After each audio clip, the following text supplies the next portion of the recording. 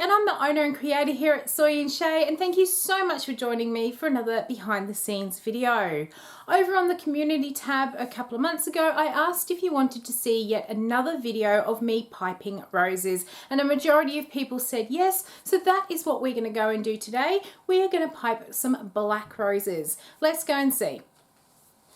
Okay, so let's get into this. My oils look a little bit different, and that is because I've added in some activated charcoal. As you would have seen in the intro picture, we are going to be piping some black roses today. So I have put my activated charcoal straight into there just to get an idea how deep a color this is going to be. I'm going to do what I then always do, and that is add in my lye solution into my oils here. I am then going to mix it up. I'm actually going to stop at a light trace, and I will show you why.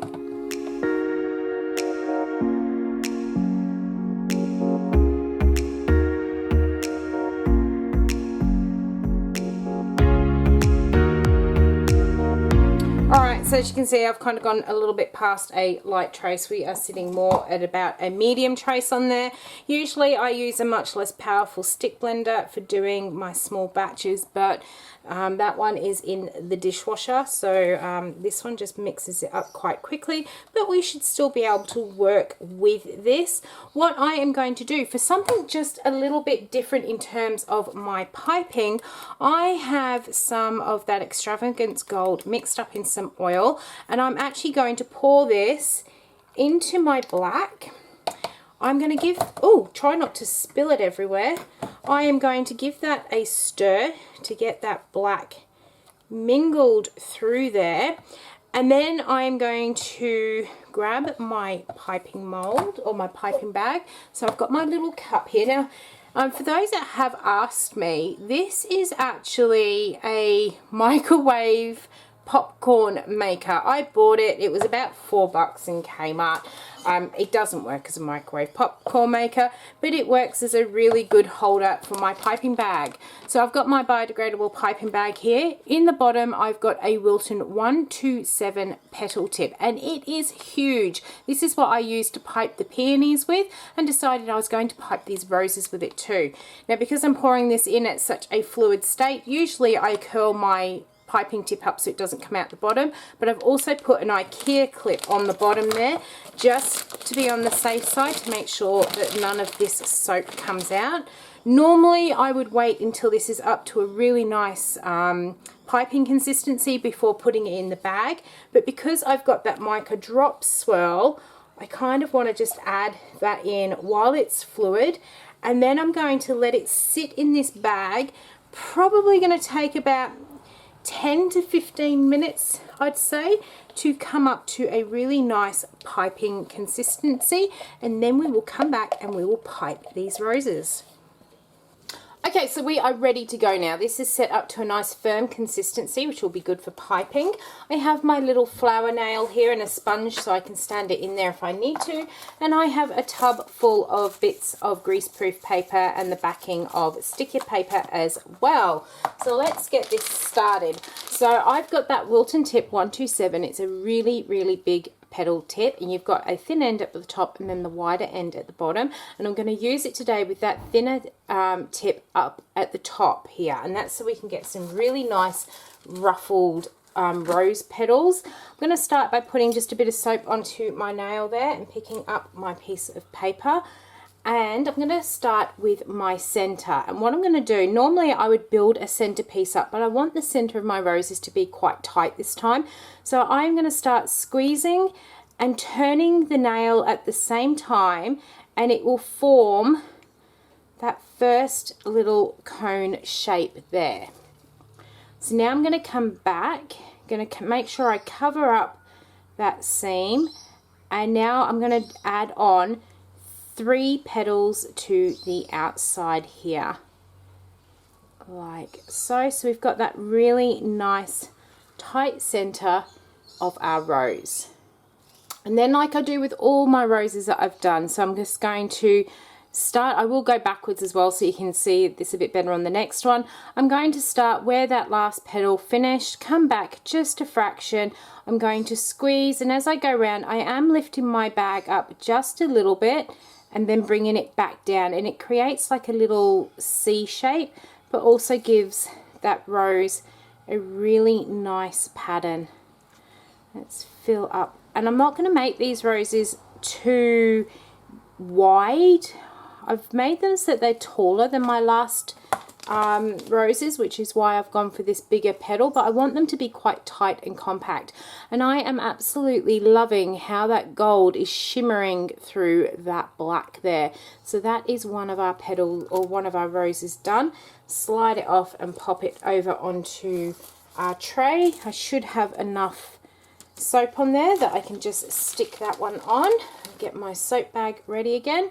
So again, I'm going to create that center. I'm just going to start squeezing, and the trick is to turn your flower nail. The first one is always hard if you haven't actually created that center piece, but it does work. Make sure it's standing up nicely. So as I said, I'm going to try and go backwards this time. So I'm going to squeeze, and as I'm squeezing the first layer, I don't tend to lift it up too much from off of the base, because I want those petals to be nice and tight and low. Always coming back that little bit to cover up the end of that last petal there. I am going to clean the tip of my piping tip off here, and we can fix up some of that rough sort of edge as we come back again. So I'm going to come back to where that last one finished, and I'm just going to start squeezing, and this time I'm actually going to lift my bag up just a little bit, and that just makes those petals just that little bit higher and gives the soap that little bit more of an in-depth look. Or in-depth probably isn't right, 3D is not the right word either, because they are 3D, but it gives them that more realistic sort of look by making those outer petals sit up higher than those inner petals. And there is another one done. Hopefully I got that on camera. I think I have actually let my black sit here just that fraction too long. It's a little bit harder to pipe than what I usually like to pipe with, but it was kind of, it went from being runny to that solid state quite quickly. Alright, so I've got my center done again.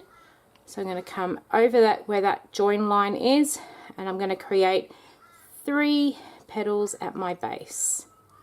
Doesn't have to be 3, it can be whatever you want it to be, really. They do say that the odds always work best when you are working with things like flowers. Let's get that gunk cleaned off the thing, come back that little bit. This time, as I'm squeezing, I'm going to lift slightly and come back down. And I do want these just to be little rosebuds rather than nice big open flowers. So I'm really happy with how these ones are coming up. Really pleased I put that gold through as well. Just gives it a completely different look.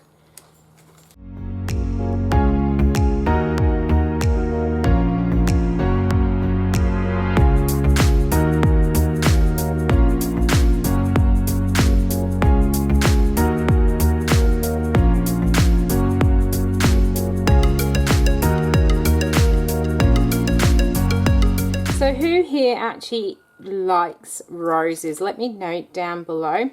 Personally, I'm not a fan of rose. I'm not a huge fan of rose scented things because I just never think they actually smell like roses do out in the garden.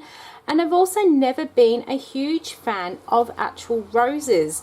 Hubby knows better than to buy me roses if he's going to buy flowers. I tend to prefer gerbras and sunflowers. I really hate roses in cut flowers because they are always the first thing to die.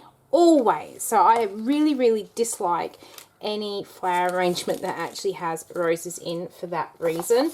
You know, people spend an absolute fortune on, you know, some rosebuds, half a dozen rosebuds. You know, set you back a week's worth of wages sort of thing, and they never open up into full bloom, and you're lucky if they last a couple of days. To be honest, if you're going to spend 50 or 60 bucks on on half a dozen roses to send to somebody, you may as well go and buy them a rose bush, because it's going to last a lot longer and they're going to get an awful lot more roses from off that rose bush. That's terrible, isn't it? But I'm pretty much the same with all sorts of flowers. I would much rather buy someone a plant than actually buy them a bunch of flowers. I just think they get so much more enjoyment for so much longer out of it. And to me, I've never ever liked receiving roses, because for me, they're common. How bad is that? Everyone gets roses, sort of thing. I don't want what every other girl gets bought. I want something special. So I tend to like the gerbils and the sunflowers, which hubby is quite happy with, because they're nice cheap flowers to actually buy, whereas, as we said, the roses do cost an absolute fortune. I don't mind them on rose bushes when they're in flower. There are some really, really pretty ones out there, but when the rose bushes aren't in flower, they just don't look nice either. I don't know, a lot of people do like the rose, but I am not a fan of them. But I do like piping them. I find something quite relaxing about actually piping these roses. And I am absolutely loving how these black ones are coming out with that gold shimmer in there. I think they are going to look absolutely perfect on the Weekend soap. Alright, so if you have actually watched any of the previous rose piping videos, you'll see that these roses do look very, very different to the one I did for that Prosecco rose soap. And it is all to do with the tip. Even though this tip is exactly the same sort of shape, that teardrop shape, because it is so much longer, I'm getting roses which actually sit up a lot higher and look more like an actual rosebud. Whereas when I used the 103, because there wasn't much height to the petals, they do start to sit down a lot lower and they do flare out a lot more than what these ones do. So depending upon the look that you are wanting for your roses would depend upon whether you go for something as big as this 127 tip, or whether you keep it small and dainty and use something like the 103 or 102. But I am absolutely loving how this one is coming together. For some reason, the black soap at the end of this bag is a lot thinner than what it was at the start. So that's a really pretty shaped rose that I've got out of that. And it's just because the consistency of my soap seems to have changed. It's really weird. I would have thought towards the end it would have been a lot firmer here. But you can never tell these things with soap. What I am using in between my soap, I'm wiping this sort of bit that I get left over on there just to clean off the nozzle of my piping bag. And then I can go off again and make sure I've got a nice clean start to my rose here. Alright, I'm not happy with how these ones are coming out. For whatever reason, what is in this soap bag here is it's gone really, really soft. It's almost reversed its trace and gone back fluid, unless it's going through a gel phase in the bag and it's getting soft again. So what I'm going to do is actually take this rose off here, because I'm really, really not happy with how that one is looking. I'm just going to scrape it off and into the bag here. I'm actually going to keep that piece of paper. I'm going to pop it back onto my my little flower now, pop all that back down into the bag, and I'm just going to leave this sit here for about 10 minutes and then I will finish piping the roses. Okay, so we are all piped out with our black roses ready for the Weekend soap. I hope you've enjoyed coming along with me as I piped these ones and tried that something different by putting that Mica Drop swirl in there. I am really pleased with the actual effect that it has given to the roses, and I can't wait to get them on the soap with their leaves and everything else. If you did enjoy watching me pipe these ones, why not leave me a thumbs up and any comments down below. And until the next video comes out, I hope you have a great week and I'll see you then. Bye!